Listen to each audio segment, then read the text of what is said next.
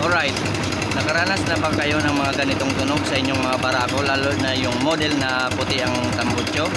Ang main issue nito ay yung decompression arm dito, kung lumuwang na o kailangan ng palitan. Alright, bubuksan muna natin to. Yun, nabuksan na natin. Upon checking mga loads, ang barako to kasi, ang decompression arm niya ay yung circlip dito na lang sa labas. Hindi katulad ng sa barako 1 dun sa loob, at naka-welding yung nagkakabit dito sa kanyang decompression spring.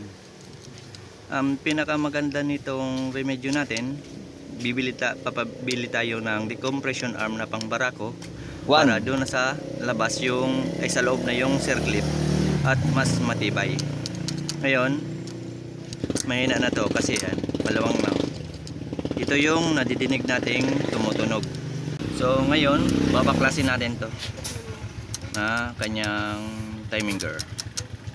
Sa pagbaklasan nga pala dito, kahit hindi na ito baklasin at i-timing, basta tandaan lang yung mark kung saan nakatapat, doon lagyan ng palatandaan para tama yung timing ulit pag isinauli natin itong timing gear.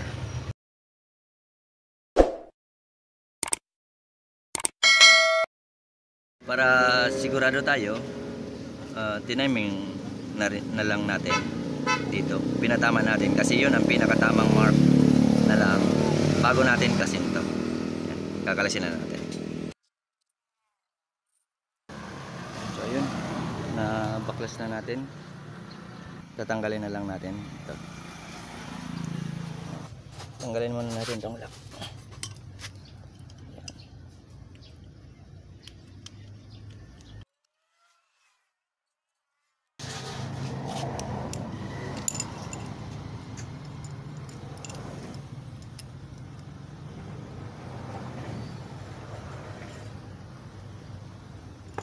Yan, tatanggalin natin ito. Pupuk-pukun natin.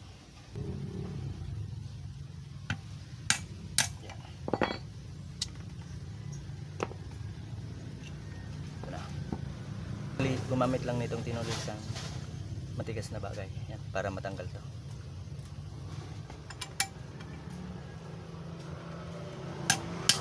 Yan. Ayan. Magkaiba siya.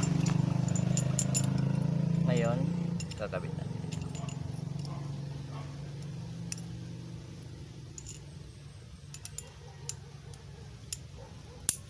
Yan. Yan. Kinabit na natin.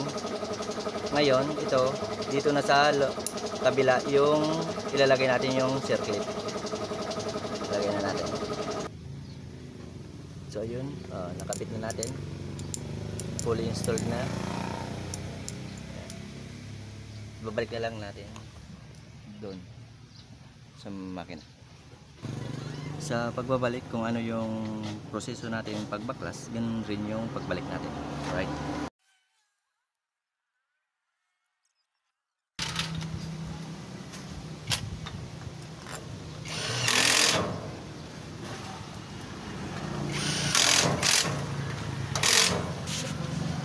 So ayun, nakikabit na natin, titestingin na lang natin.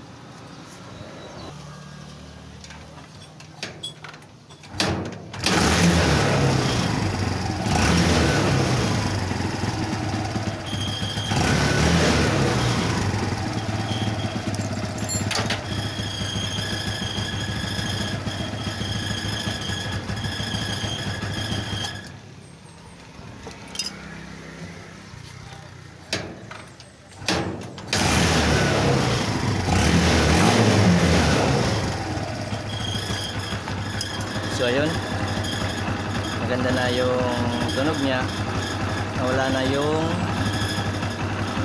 kumakalansing. Ganun lang ang style ng ganitong barako to. Pag umingay yung dito sa may head niya, decompression, i-convert lang natin sa barako 1. Okay na, maintaining na yung kanyang makina.